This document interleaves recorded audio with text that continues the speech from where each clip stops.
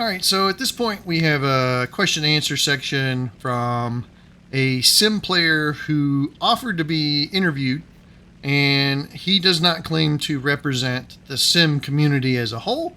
However, he is a semi serious sim player, and he offered to answer and just to, essentially be a representative. If you are an active sim player, don't think that I'm considering this guy your spokesman or anything like that. However, I do think it is a good perspective and something that I wanted to seek out and sort of give a platform to someone who might not otherwise be able to make like a video response and put it up on YouTube. So I basically sent him a bunch of questions and got his answers. I'm going to read them verbatim. I don't want to misrepresent this guy, and I want to make sure that I respond. I told him I would be, kind to him. I'm not going to try and throw him under the bus or misrepresent his views or anything like that. So I'm just going to kind of read them out, and maybe you guys will, maybe some of these answers will resonate with you if you're a sim player. Maybe these will kind of illustrate maybe some of my points from a different perspective. I'm not sure. We're going to read it out, and I think it'll be good to have an actual sim player's perspective because, and I openly admitted this, I'm not a sim player. I just think that the shortcomings of the mode prevent me from being a more serious sim player, and my lack of interest in it, I don't know. It's coloring my view. So someone who's actually spent some time there, definitely we want to hear from them. All right, question 1. How long have you played War Thunder? He says, I've been playing War Thunder on and off for around 4 years, but consistently for 2, with just under 2,081 hours, with 1,000 of those in battles. My second question, how much of the tech trees have you unlocked? I have completed the USA air and ground, Russia 100% air and 75% of its ground, German air/ground 40%, France air 95%, and Japan air 80%. What are your favorite vehicles to play? My favorite vehicles are jets from 10.7-ish to 12.7, jets that fit well into the late Cold War to modern era with decent radar or RWR suites. And then I asked, what is your favorite mode to play in War Thunder? Current favorite mode is Air Sim, though I used to be very much into ground realistic battles, which ultimately is what got me into War Thunder in the first place. My question, what do you think that War Thunder Sim does good? His response, War Thunder Sim is a well-done middle ground between a decent flight sim with arcade aspects. It maintains somewhat realistic flight models, one of the most well-done radar simulations, best-in-class IR tracking simulation, as well as a very well-modeled CAS aspects. It does all of this while implementing good quality of life additions, such as a map you can mark your position on, player tags for friendlies within 800 meters, and a plethora of control schemes you can use. Now, this is just editorial commentary now. I agree with him. I do think, I can't speak for the radar simulations, can't speak for the IR tracking. I do think CAS, while it does have its problems in ground RB, is very well modeled. He talks about quality of life additions. I do think that there could be more of those quality of life additions. I think being able to mark the map is it's surprising to me that it lacks in other games. So if that's a quality of life addition in Sim, so, we'll see. His response continues with, though its greatest strength for me personally is its control setup versatility. Yes, there's a learning curve for a basic setup, but the bar is very low compared to games like DCS. With this being said, though, you absolutely can make it as in-depth as you want. I am a mouse and keyboard player who uses relative controls, so WASD for full hard G pulls and mouse for fine movements, which again, that is what I did for my sim setup, though I didn't really spend much time refining it. Though if you wanted to, you could have a full stick and throttle HOTAS setup with 100 plus keybinds and VR if you wanted that level of immersion. All while someone with nothing but a controller could have just as a competitive a setup to compete with anyone else. And as long as your planes have a similar basic functions, the majority of those controls would transfer to any similar plane.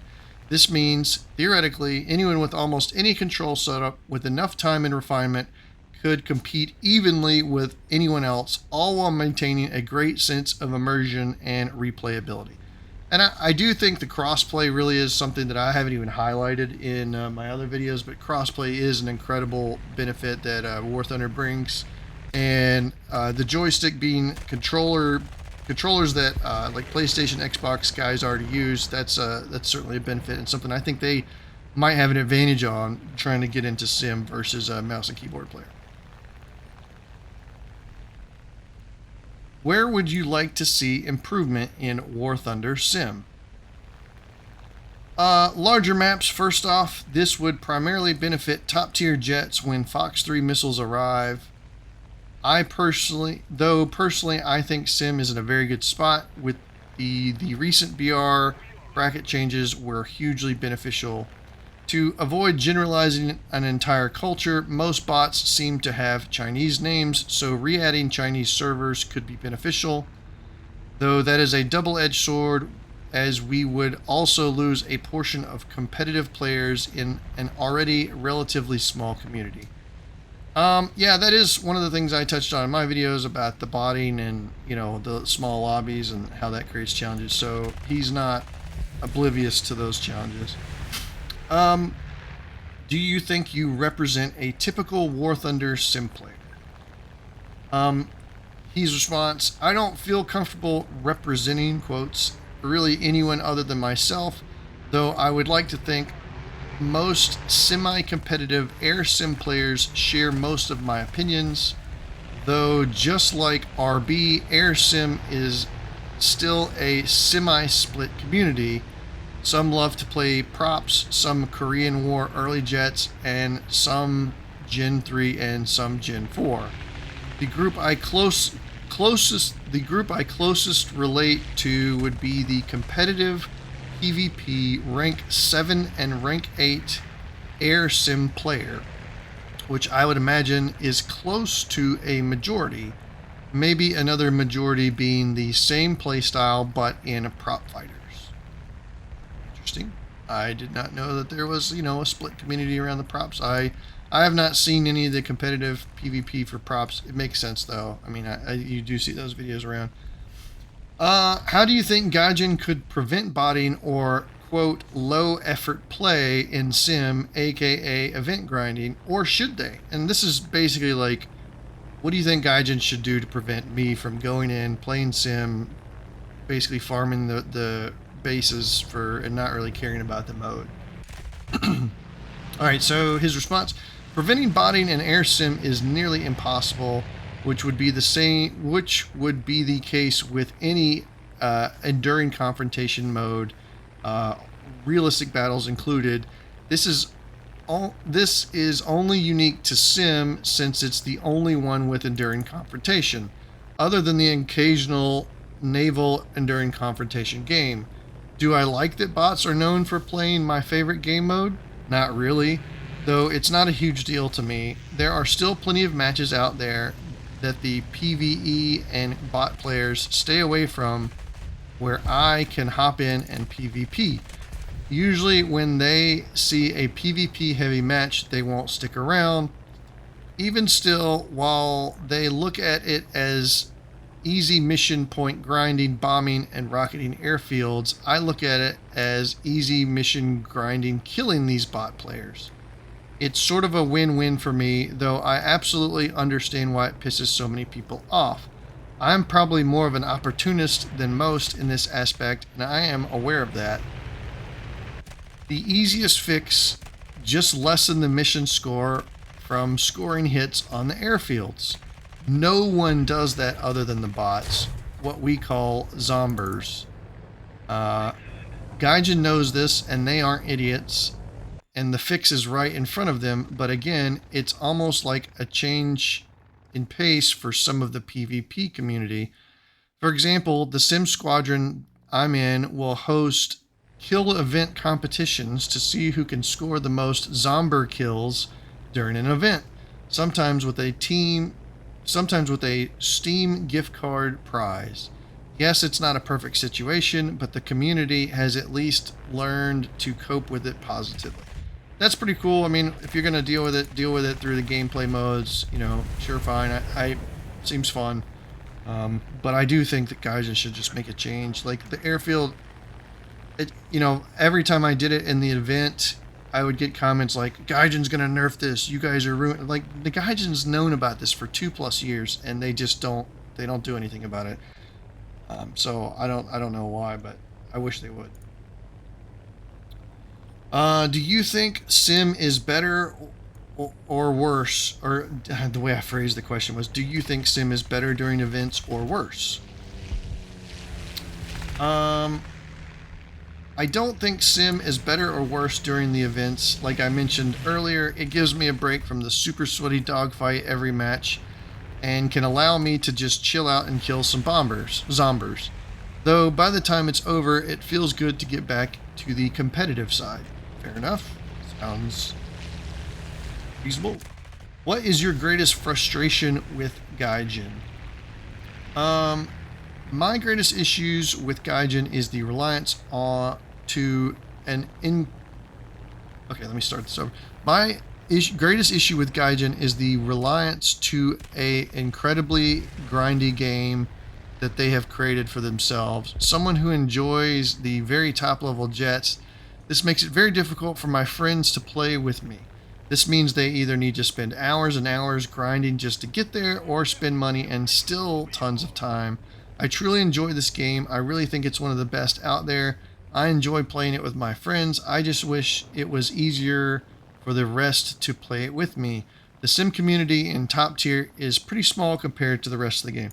Yeah, I do want to touch on this. This brings up, I really do enjoy War Thunder. I mean, I play it daily, so I don't want people to think just because I'm trying to, quote, kill sim for player count and be provocative. If I didn't like the game, I wouldn't care, right? So we can at least agree on that. I do agree at this point there needs to be some sort of division between World War II and jets. It seems like the younger players want to come in and they want to play jets. I don't know what the solution to that looks like because I'm an old guy, so I like the World War II stuff. But like, let's say, a guy coming in who's like 15, to him the 40-year-old airplane is a F-16, and that's not me. That's not my experience. So my interests are different. So they want to jump in and they want to play the Call of Duty stuff. They want to play the jets that they've grown up with, and so I think Gaijin will probably have to solve that problem, or they'll just keep it super grindy and burn out anybody that doesn't make it to the top tier. I don't know. What do you think Gaijin does best with War Thunder? The greatest thing about War Thunder is the replayability. Without this, the game would be dead tomorrow. The fact that there is so many different game modes I can switch to depending upon my mood, different vehicles from different nations, land, air, and sea, the possibilities are astounding. This is why having so many game modes is a benefit to everyone, and why killing off Sim just so RB can have an EC mode, which I think he's trying to quote me, is silly. There's nothing stopping from Gaijin from dropping an enduring confrontation mode for Air RB other than Gaijin. The existence of Air Sim enduring confrontation has zero logical effect on this. And this, all right, so that's his response. I would disagree with that. I think if you play various battle ratings currently, like go try and play Naval, your wait times are going to be pretty high. Go try and play, well, it used to be 6.0 RB.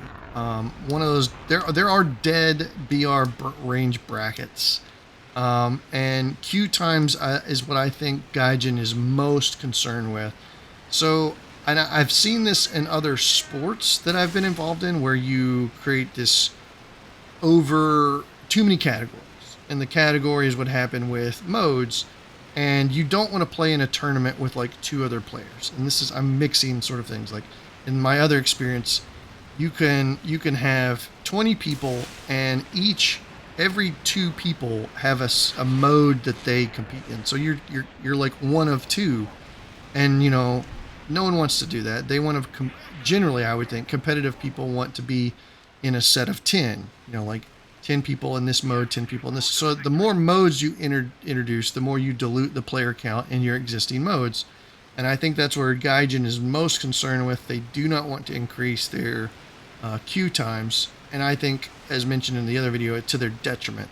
I think they could do time-based modes where, like, for 2-week period, Air RB is introduced. And they do events like that occasionally. Or, in my opinion, well, whatever. That's a whole different video, but I don't think that just introducing Air RB EC would not be detrimental to some queue times. And I think anyone who says that it wouldn't matter is probably wrong. And that's my contention anyways. All right, moving on. Where do you see sim mode in 2 years? I busted up my interview question. Hopefully somewhere close to where it is now with even more planes and content. I truly enjoy Air Sim. I love where it's at now. I am not opposed to change here and there, though I am very happy with where I am at. So, and this is, I think, the biggest difference between this guy and myself, is I think War Thunder lacks replayability. And what I mean by that is, luckily Sim has Enduring Confrontation. Air RB gets stale. It is 16 versus 16, which is way too many people. 16 versus 16 deathmatch over and over and over and over and over and over again. Ground RB is essentially the same thing with Capture the Flag, and it's just repetitive. Ground RB gets away with it a little bit because it has the CAS option, plus just the variety of vehicles that you can take out. You can take out an SPAA, you can take out a tank destroyer, you can take out a heavy, light, medium tank. You can focus on CAS, you can focus on shooting down CAS. Like Ground RB, the game mode is not the focus. And I think Sim does benefit from Enduring Confrontation a little bit, but Air RB gets pretty stale pretty quick. Air Arcade has the same problem, although Air Arcade has where you land on the airfields. That's an interesting little mechanic. So I would disagree with him that I think the replayability, if it's left alone for 2 years, I think that ultimately is why players leave War Thunder. And they'll come back, but I think they leave War Thunder once Deathmatch becomes sort of a stale game mode for them. And then they come back when they have a cool vehicle that they want to play or whatever, or they've stayed away for long enough. I mean, obviously Deathmatch has its appeal. Counter-Strike, for example, hasn't changed its game mode for decades. So, it is what it is. I just wish Gaijin would do a little bit more with its game modes. And I see EC as a way to bring that into RB and add a little variety. So I would be very disappointed if not much changed within 2 years. All right, I'm going to read his final statement here.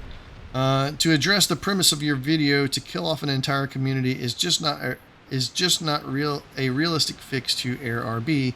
Like I said earlier, there is nothing preventing Air RB from having an Enduring Confrontation mode other than Gaijin.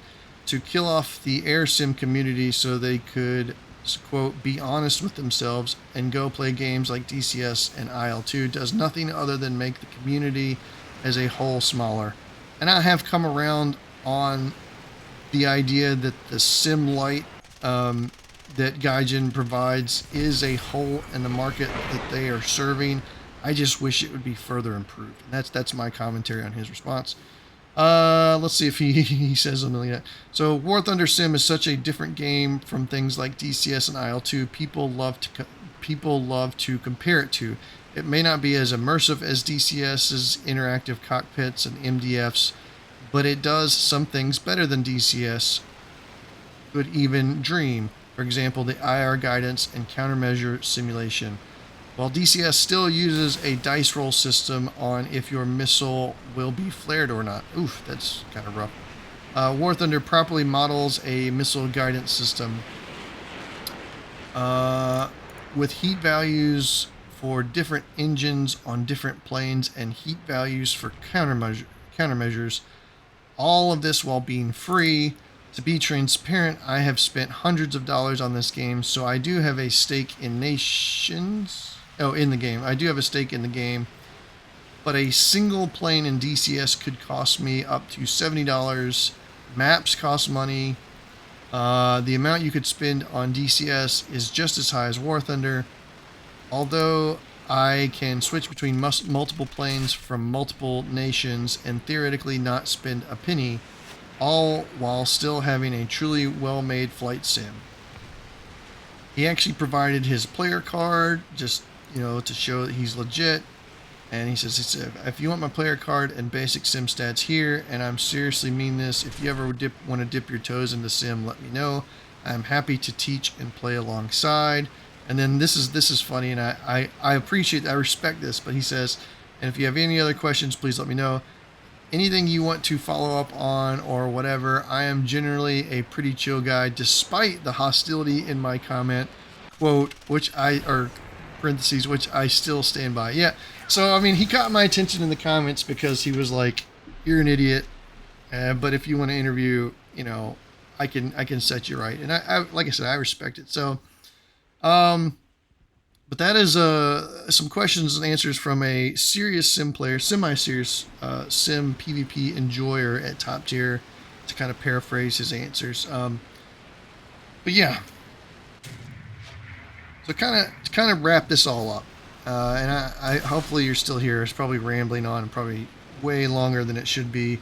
I've come around on sim as a viable game mode. I think it provides a niche in the market that the market demands, being free to play with so many vehicles that you don't have to pay for, and the lack of fidelity in some of the sim aspects is actually a benefit, as opposed to the truly high, like the spin up on some of the other simulators for sure is keeping some people away from those. That said, I think I want to come back to the idea of my original video, which was Gaijin should kill sim. I disagree with that, but I still think Gaijin could do better on their sim mode. And I think people that play sim would agree with that ultimately. I just feel more informed about what it is that Gaijin is doing right and why there are players in Gaijin's sim community. And I understand now more greatly why they feel that Gaijin's doing okay. That's it for now. Thanks for listening, and thanks for making it to the end of here. If you're still here, like, subscribe, and we'll catch you on the next one.